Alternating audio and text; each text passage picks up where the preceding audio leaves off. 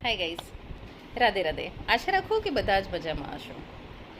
હવે અત્યારે હું જે વાત કરું છું ને એ આપણી માનસિકતા ઉપર વાત કરીશ કે આપણે છે ને આપણી કોઈ એવી પરિસ્થિતિ ખરાબ આવી જાય ને ત્યારે આપણે એને આપણું નસીબ માનીએ છીએ. સાચી વાત છે ને? ત્યારે આપણે માનીએ છીએ કે મારા નસીબ જ ખરાબ છે કે જેથી મારી આ ખરાબ પરિસ્થિતિ આવી.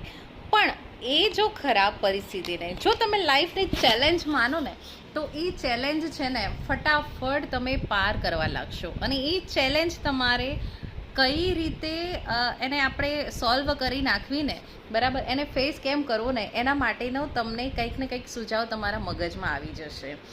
અને બીજી વાત રહી કે મેં છે ને કાલે એક બુક્સની સમરી હોય ને તો એ એક સાંભળી અને એમાં એવી રીતે લખેલું હતું અને એવી રીતે આપણને કહેતા હતા કે સવારનો જે તમારો મોર્નિંગનો સમય હોય છે ને જે 1 કલાક, એ 1 કલાક તમારો આખો દિવસ કેવો જશે ને એ ડિસાઈડ કરે છે.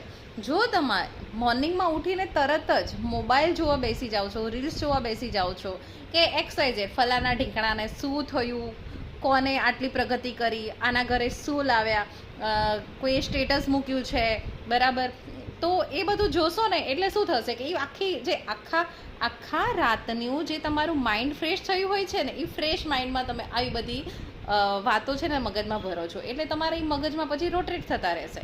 તો બેટર એ વસ્તુ છે કે મોર્નિંગમાં જ્યારે તમે ઉઠો છો ને ત્યારે તમારે બોડીને છે ને 2 વસ્તુની મેઇન જરૂર હોય છે. એક તો એને સ્વચ્છ ઓક્સિજન બરાબર, અને એક પ્રકાશ.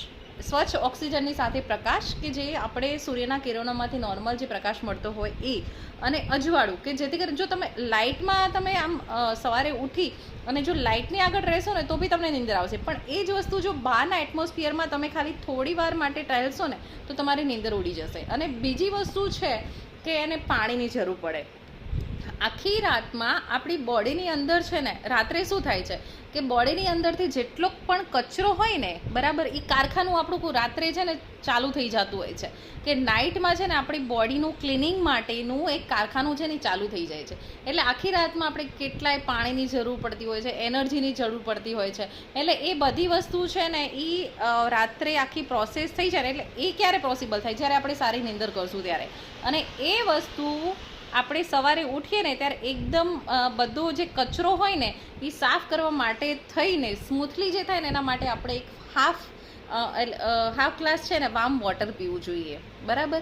એટલે આ વાર્મ વોટર એટલા માટે હોય છે કે જે બોડીની અંદર એસિડિટી છે ને એ એસિડિટી વધે તો એના કારણે જે કચરો છે ને એ બધો ફટાફટ બહાર નીકળી જાય. પણ જો તમે ઠંડુ પાણી પીશો ને તો એ તમારી બોડીની અંદર જે એસિડિક એટમોસ્ફિયર બનાવવું હોય ને એની જગ્યાએ બેઝિક બનાવી દેશે. આ થોડા સાયન્ટિફિક છે પણ એ વસ્તુ કહું છું કે જેટલું તમે લીંબુના સાઇટ્રસ ફ્રૂટવાળું કે એવું કંઈ તમે બોડીની અંદર જવા દેશો તો એ તમારું બોડીમાંથી ક્લીન કરવા માટેના એક સારો એવો સ્ત્રોત છે બરાબર. તો આ 2 જ વસ્તુ એવી છે. તો આનાથી શું થશે તમારું, જો કોઈ પણ વસ્તુ આપણે ગોલ પ્રાપ્ત કરવો હોય ને તો આપણી મેન્ટલી કન્ડિશન છે ને એ તો સારી હોવી જોઈએ.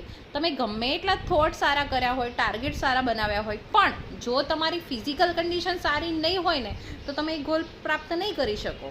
તમારી પાસે ગમે એટલું કામ પડ્યું હોય પણ જો તમને સવારે ઉઠીને તમારા બોડીમાં એનર્જી જ નહીં હોય ને તો તમે કામ જ નથી કરી શકવાના. તો બેટર એ છે કે સ્વસ્થ રહો.